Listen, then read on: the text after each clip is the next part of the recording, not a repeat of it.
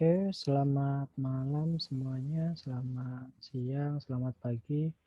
Di sini saya Ahmad Fansori ingin mempresentasikan tentang dua makalah yang sudah saya tulis.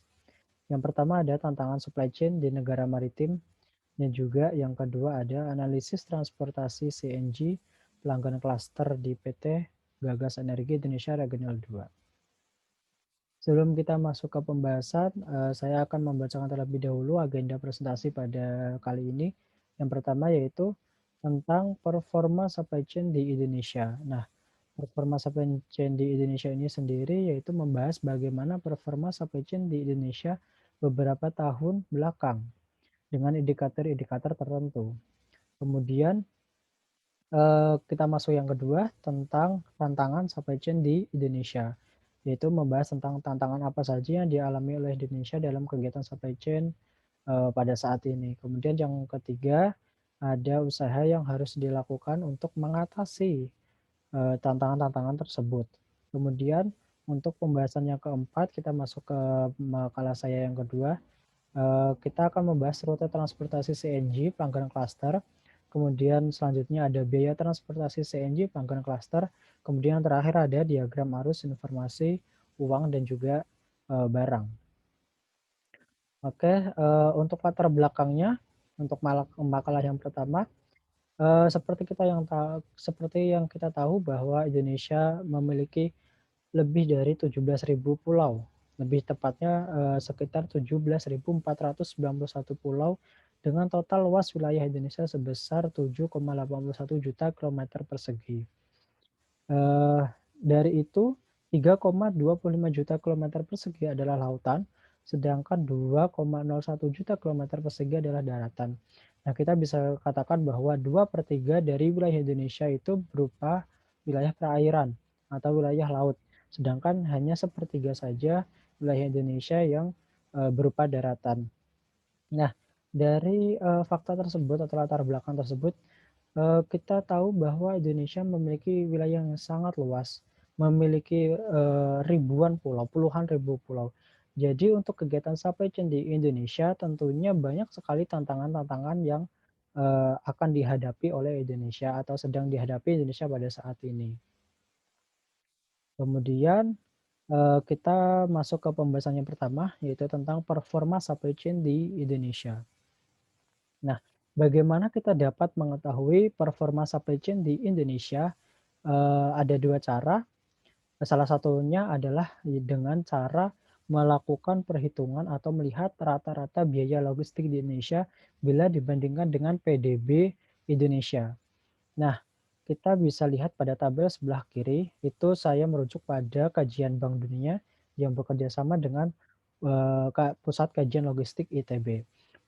Dari data yang saya peroleh bahwa di tahun 2004 sampai tahun 2016 itu biaya logistik Indonesia memiliki rata-rata sebesar 26,64% dari PDB. Dengan rincian biaya administrasi sebesar 4,52%, kemudian disusul dengan inventory sebesar 9,47%, dan yang paling besar adalah transportasi sebesar 12,4%, 0,4%.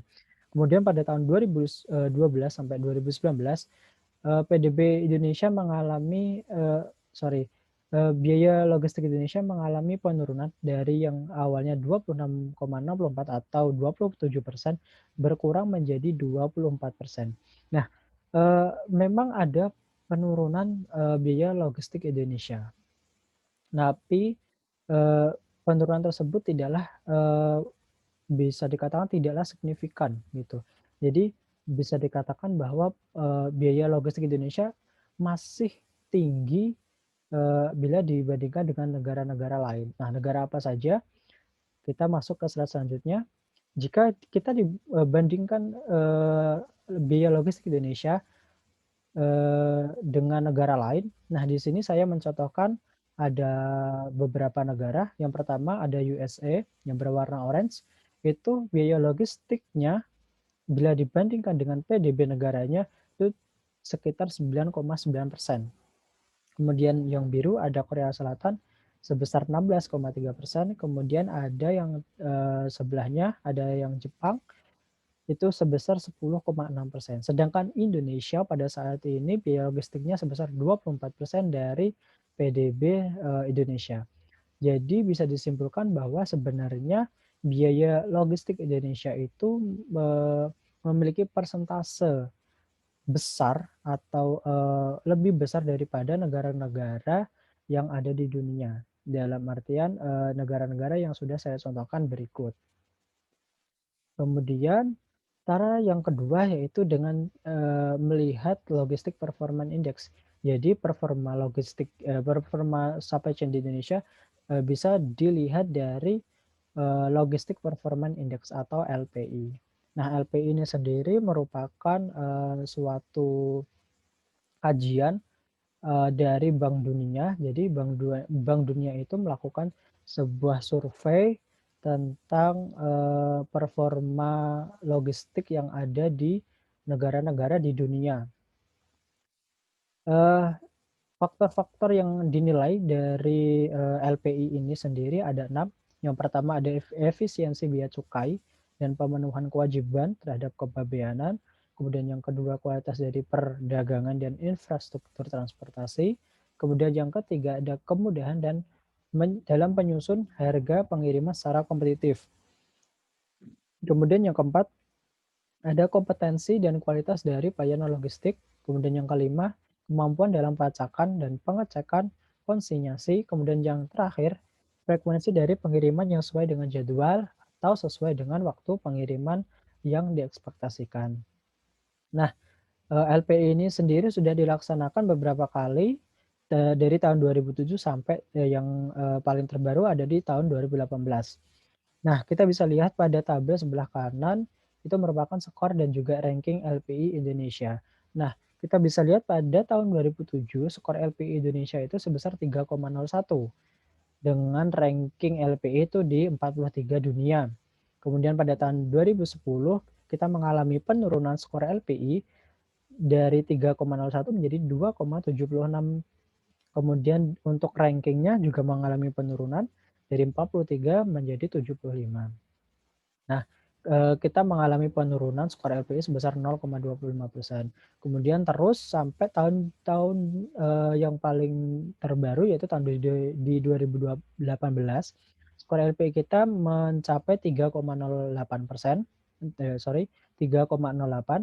Kemudian untuk rankingnya itu kita berada pada, eee, 51 dunia. Nah, bisa kita lihat bahwa pada tahun-tahun tersebut, Indonesia mengalami fluktuatif. Ada kalanya Indonesia mengalami penurunan skor LPI, ada kalanya ada peningkatan skor LPI.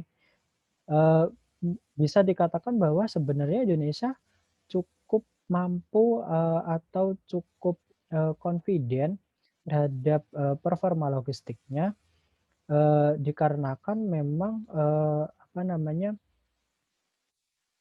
ada keinginan lebih dalam upaya peningkatan kualitas logistik di Indonesia ini sehingga dapat meningkatkan, performa indeks atau LPI ini. Kemudian bagaimana jika kita bandingkan skor LPI kita dengan negara-negara ASEAN lainnya atau negara-negara tetangga kita?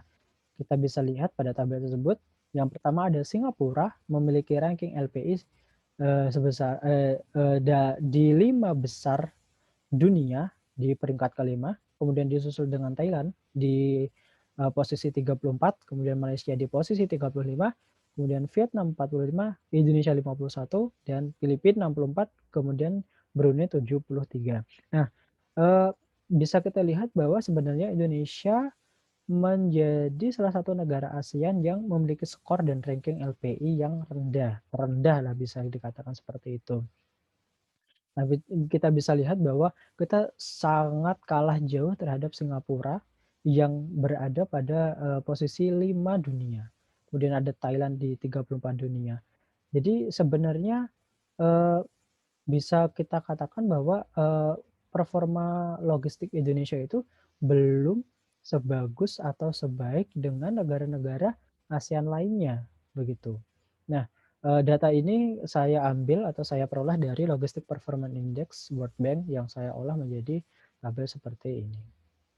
Kemudian, eee, dari, angka-angka tersebut mulai dari, biaya logistik dibandingkan dengan PDB, kemudian, LPI, untuk Indonesia, bisa kita katakan bahwa sebenarnya performa logistik Indonesia itu masih engap-engapan, masih naik turun begitu ya. Nah, sebenarnya apa sih tantangan supply chain di Indonesia itu sendiri sehingga, eee, performa logistik di Indonesia itu nggak terlalu bagus atau tidak terlalu bagus dan juga biaya logistik itu masih terbilang cukup tinggi.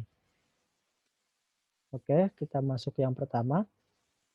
Untuk tantangan-tantangan supply chain di Indonesia itu, ada banyak sebenarnya, cuman saya ambil 4 yang paling, ter-highlight di sini. Yang pertama adalah kondisi geografis. Nah, seperti yang tadi sudah saya sampaikan di awal bahwa Indonesia sangat luas sekali dengan, puluhan ribu pulau, dengan luas, lautan yang segitu luasnya. Jadi, tantangan geografis ini merupakan salah satu tantangan yang terbesar bagi Indonesia. Dalam artian, bentang wilayah Indonesia yang sangat luas, kemudian, puluhan ribu pulau. Nah, jadi, hal ini menjadi tantangan dan juga hambatan bagi Indonesia untuk dapat, mencapai performa logistik yang, bagus, seperti itu. Kemudian ditambah lagi dengan yang kedua yaitu infrastruktur. Nah, infrastruktur sendiri ini menjadi peranan yang sangat penting. Bagaimana tidak bahwa supply chain, di seluruh dunia itu, salah satunya bergantung pada infrastruktur. Jikalau infrastrukturnya itu bagus, maka performa indeks, supply chain di negara tersebut harusnya, pastinya bakal bagus. Karena apa? Karena infrastruktur merupakan salah satu hal pokok dalam, supply chain. Nah, infrastruktur di Indonesia itu sendiri, saat ini sedang mengalami pertumbuhan ya, karena memang, menjadi salah satu fokus dari pemerintah untuk meningkatkan kualitas infrastruktur di Indonesia. Kemudian yang ketiga ada kualitas sumber daya manusia. Nah, kualitas sumber daya manusia ini juga, mutlak, eee, apa namanya, diperbaiki dalam artian apabila sumber daya manusianya itu sendiri kurang kompeten, maka bisa dipastikan supply chain di Indonesia itu juga, kurang baik. Percuma kalau kita punya infrastruktur yang baik, kemudian kita punya apa namanya, eee, ya intinya infrastruktur yang baik di darat, laut, maupun udara, tapi kualitas SDM-nya masih kurang, masih, rendah. Itu, salah satu hal yang percuma. Kemudian yang keempat, ada birokrasi. Nah, birokrasi ini menjadi salah satu momok besar, dalam kegiatan supply chain di Indonesia. Bahkan, berdasarkan data yang saya peroleh, dalam kegiatan supply chain di Indonesia itu, melibatkan 18 instansi yang terlibat dalam aliran barang, kemudian aliran informasi, dokumen, dan juga uang. Nah, bisa bayangkan ya betapa ribetnya dan betapa ruwetnya birokrasi di Indonesia sehingga 18, instansi tersebut harus, bercampur tangan dalam kegiatan supply chain di Indonesia. Nah, sebenarnya birokrasi yang seperti ini yang, terbelit-belit kemudian juga, tantangan-tantangan yang lain seperti infrastruktur dan lain-lain ya, itu, menurunkan minat investor, baik investor asing maupun investor dalam negeri dalam kegiatan, supply chain di Indonesia. Eee, bisa dibayangkan ya, apabila suatu negara memiliki kualitas supply chain yang rendah, kemudian, infrastruktur yang kurang bagus, kemudian ada birokrasi yang sangat terbelit-belit, bisa dipastikan investor-investor itu juga, berpikir panjang untuk investasi di Indonesia dalam hal supply chain. Nah, eee, hal inilah yang sebenarnya menjadi konsentrasi pemerintah untuk dapat meningkatkan kualitas supply chain yang ada di Indonesia. Bagaimanakah, sebenarnya usaha-usaha yang harus dilakukan pemerintah? Oke, ada 4 yang saya highlight. Yang pertama ada perbaikan infrastruktur ya, sangat jelas bahwa infrastruktur menjadi salah satu hal wajib dan hal pokok yang harus, segera dibenahi oleh pemerintah. Kemudian ada peningkatan kualitas SDM, yang kita tahu bahwa saat ini kita memasuki revolusi industri 4.0. Jadi semua serba otomasi, semua serba, apa namanya, IoT, Internet of Things. Nah jadi, eee, peningkatan kualitas SDM itu sangat perlu. Percuma kalau kita punya sistem yang bagus, sistem yang terintegrasi, tapi kualitas SDM-nya buruk, udet, kurang update, kemudian, gaptek, gagap teknologi. Jadi sebenarnya peranan SDM itu, menjadi salah satu yang terpenting juga dalam peningkatan kualitas, supply chain di Indonesia. Nah kemudian, selanjutnya ada pemangkasan birokrasi. Nah seperti yang saya sudah jelaskan tadi, ada 18 instansi seperti itu ya. Jadi sebenarnya, eee, bisa dikatakan seharusnya pemerintah, harus memangkas birokrasi yang terlalu berbelit tadi. Dikarenakan kalau, birokrasinya sangat berbelit seperti itu, maka, bisa berpotensi menghambat kelancaran pendistribusian barang. Kemudian, yang terakhir ada penerapan National Logistic Ecosystem atau NLE.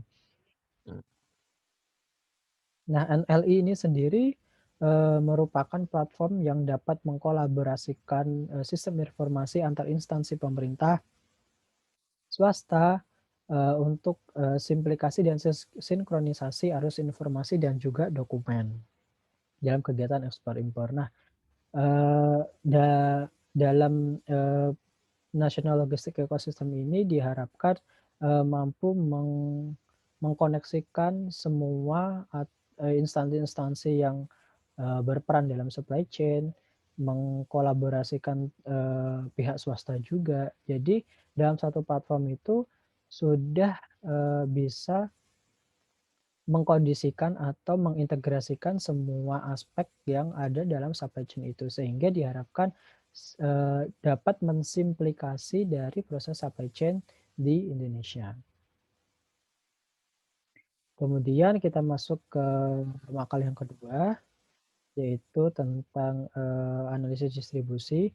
Namun pada, kali ini saya akan menjelaskan terlebih dahulu tentang, PT Gagas Energi Indonesia Regional 2. Nah, PT Gagas, Energi ini atau PT Gagas begitu ya, PT Gagas ini, merupakan anak perusahaan dari PT PGN atau Perusahaan Gas Negara. Nah, dalam dalam, kerjanya atau dalam, lingkup kerjanya, PT Gagas ini mendistribusikan CNG atau compressed natural gas dengan merek dagang. Ada yang pertama itu ada Gasling dan juga yang kedua ada Gasco. Nah, Gasling ini sendiri merupakan produk CNG yang diperuntukkan untuk industri, baik itu restoran, perhotelan maupun industri makanan lainnya. Kemudian ada Gasco. Nah, Gasco ini merupakan produk CNG yang diperuntukkan untuk kendaraan yang berbahan bakar gas. Salah satunya adalah taksi. Kemudian untuk, tipe pelanggan Gasling, karena saya akan membahas tentang distribusi pelanggan Gasling, pelanggan klaster, maka saya akan me me menjelaskan terlebih dahulu, tipe pelanggan Gasling yang ada di PT Gagas. Itu dibagi menjadi 2, yaitu pelanggan mandiri dan juga pelanggan klaster. Nah, untuk pelanggan mandiri sendiri yaitu pelanggan yang memiliki rata-rata konsumsi atau rata-rata penggunaan CNG dalam, 1 hari atau harian itu lebih dari 250 meter kubik. Kemudian untuk yang pelanggan klaster, itu yang kurang dari 250 meter kubik.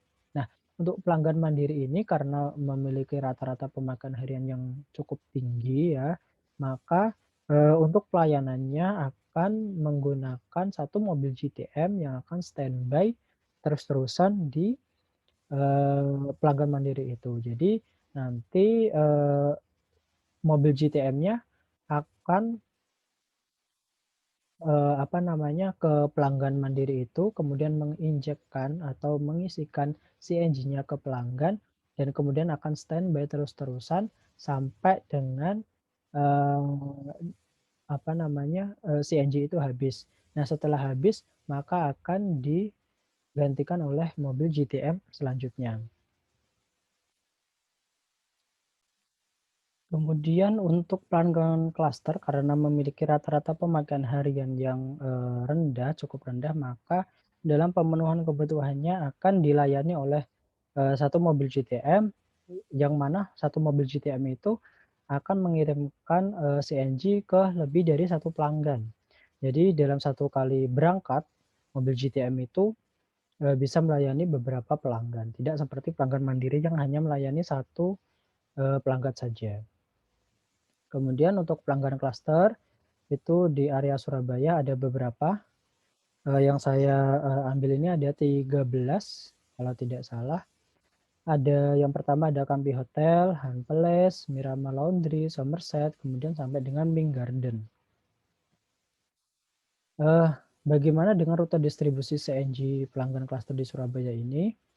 Untuk, dari ke-13 pelanggan tersebut dibagi menjadi 3 rute utama, yaitu untuk yang rute pertama itu, mobil GTM akan berangkat dari SPBG kemudian menuju ke Hanpales, dari Hanpales akan menuju ke Ming Garden, dari Ming Garden menuju ke HRS, Haris, kemudian menuju ke Somerset, kemudian menuju ke GSL dan kembali lagi ke SPBG. Untuk yang rute kedua dari SPBG ke Mirama, MAP, Kampi, kemudian ada CA, ada Kaliasin, kemudian kembali ke SPBG. Untuk rute yang ketiga ada SPBG, kemudian ke ACS, Praksis, dan Komunal Cafe, kemudian kembali ke SPBG. Nah, untuk biaya distribusi CNG pelanggan klaster Surabaya memiliki komponen, sebagai berikut. Jadi dalam, biaya distribusi itu ada beberapa komponen. Ada 3 komponen utama. Yang pertama yaitu biaya bahan bakar, kemudian ada upah supir, kemudian ada uang makan supir. Untuk biaya bahan bakar itu dihitung dengan menggunakan rumus jarak pulang pergi dibagi dengan asumsi jarak per liter, kemudian dikali dengan harga BBM. Nah, untuk jarak pulang pergi, sudah clear ya, yaitu jarak dari SPBG menuju ke beberapa pelanggan tadi, kemudian kembali lagi ke SPBG. Nah, itu dihitung berapa jaraknya, kemudian dibagi dengan asumsi jarak per liter. Karena pelanggan klaster ini menggunakan GTM dengan kapasitas 5 feet, jadi dalam 1 liter, penggunaan, BBM maka dapat menempuh jarak sekitar 6 kilometer. Kemudian dikali dengan harga BBM. Nah, harga BBM ini, menggunakan bahan bakar solar, sehingga harganya sebesar Rp5.150. Kemudian untuk upah supir, sebenarnya upah supir ini, memiliki ketentuan tersendiri dari pihak, PT Gagas. Jadi, upah supir ini sangat bergantung pada jarak yang ditempuh oleh supir, kemudian kapasitas mobil yang dibawa, dan juga ya, 2 itu. Jadi ada jarak yang ditempuh dan juga kapasitas mobil yang dibawa. Nah, karena, kita membahas yang ada di Surabaya, jadi untuk, jarak, tempuhnya itu tidak terlalu jauh, kemudian di samping itu, pelanggan klaster ini hanya dilayani oleh satu jenis GTM aja, sebesar 5 feet. Jadi untuk biaya drivernya ini untuk di wilayah Surabaya rata sebesar 40.000. Kemudian untuk uang makan supir sama, dihitung berdasarkan jarak yang ditempuh dan juga, kapasitas mobil yang dibawa. Karena dalam kota maka, sama perhitungannya untuk uang makan supir itu sebesar 16.500. Nah, untuk biaya transportasinya Yang rute pertama itu sebesar Rp72.379. Itu didapatkan dari, biaya BBM, kemudian ditambah dengan uang, supir, kemudian ditambah dengan uang makan supir. 15.879 merupakan, biaya BBM-nya, kemudian 40.000 biaya fee supir, kemudian untuk yang terakhir itu 16.500 adalah, uang makan supir. Untuk rute kedua sebesar Rp73.152, kemudian untuk yang rute ketiga sebesar Rp57.829. Nah, bagaimana dengan diagram arus informasi uang dan barang yang ada di PT Gagas Energi Indonesia Regional 2? Nah, kita bisa lihat, kita, ambil yang pertama, membahas yang pertama yaitu tentang aliran barang. Kita bisa lihat pada gambar yang paling kiri, dari gambar paling kiri, itu ada KANGEN Energi Indonesia, merupakan, supplier utama produk CNG ke PT Gagas. Nah, dari KANGEN ini sendiri, CNG akan dipompakan atau disalurkan melalui pipa, kemudian masuk, ke dalam gagas, instalasi gagas, akan dilakukan penerimaan, kemudian processing. Nah, processing ini, dilakukan pengompresan karena, namanya CNG ya compressed natural gas, maka, gas yang, diterima dari KANGEN, Energi Indonesia itu akan dilakukan kompresi, sebesar 200 hingga 220 bar. Kemudian dari, kompresi tersebut maka akan disalurkan kepada pelanggan atau konsumen. Nah, konsumen itu sendiri, ada restoran, ada perhotelan, ada juga, eee, laundry seperti itu. Itu untuk, aliran barang. Kemudian kita masuk ke aliran informasi yang panah berwarna merah, itu yang pertama ada, KANGEN Energi Indonesia kepada PT, Gagas, seperti itu. Untuk informasi yang diberikan yaitu terkait tentang pendistribusian CNG. Misalkan, suatu saat ada, kegiatan, maintenance di Kangean, sehingga pendistribusian CNG itu terhambat ke PT Gagas, maka dari Kangean itu akan menginformasikan ke PT Gagas. Kemudian dari PT Gagas itu akan juga menginformasikan ke, apa namanya, Kangean bahwa, oh iya, mengkonfirmasi lah intinya, mengkonfirmasi bahwa, oh oke, pada saat ini kita, memiliki kendala dalam penerimaan, CNG karena memang dari Kangean, me ada perbaikan instalasi misalnya seperti itu.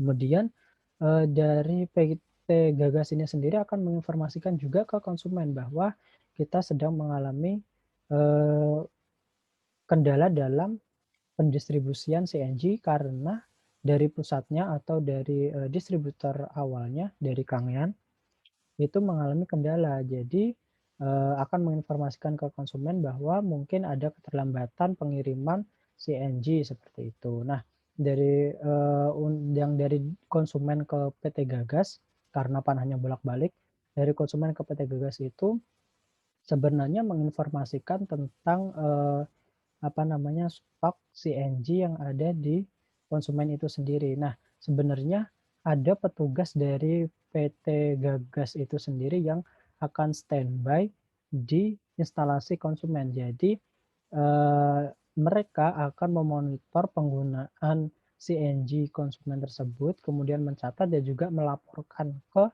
PT Gagas sehingga, PT Gagas mengetahui, apa namanya, kondisi atau status dari ketersediaan CNG di konsumen. Jadi misalkan, CNG-nya sudah berkurang, menipis maksudnya, sudah menipis, membutuhkan, pasokan ulang, maka, PT Gagas itu sudah tahu dan akan mengirimkan, apa namanya, CNG-nya itu ke konsumen.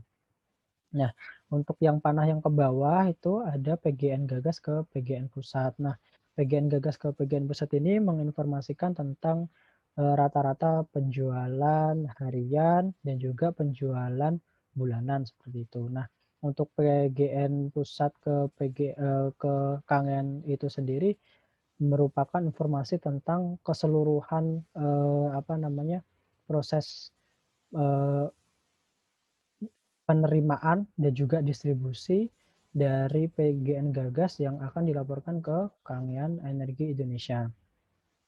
Maksudnya di sini bahwa, mmm, apa namanya, misalkan ada beberapa informasi tentang misalnya, pasokan, eee, CNG-nya ternyata berkurang dari hari ini dan tidak sebesar yang kemarin atau ada kendala-kendala apa yang sebenarnya, dapat menghambat, penerimaan di PT Gagas itu. Nah, maka dari PGN Gagas Pusat itu sendiri akan mengadakan,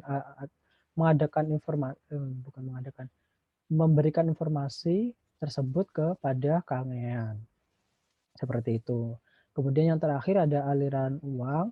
Nah, aliran uang itu sendiri, eee, yang pertama dari konsumen menuju ke PT Gagas Pusat. Jadi konsumen itu akan melakukan pembayaran terhadap penggunaan CNG-nya itu secara bulanan dibayarkan langsung ke PT Gagas Pusat. Nah, dari PT Gagas Pusat ini sendiri juga akan membayarkan, uang atau, biaya penerimaan, CNG karena memang, pasokan CNG-nya itu berasal dari Kangean, maka PT Gagas akan membayarkan, apa namanya, uang tersebut ke PT Kangean. Nah, eee, ini merupakan gambaran dari, aliran barang, aliran informasi dan juga aliran uang yang ada di PT Gagas Energi Indonesia Regional 2. Terima kasih, sekian dari saya, kurang lebihnya mohon maaf. Selamat malam, selamat siang, dan juga selamat pagi semuanya.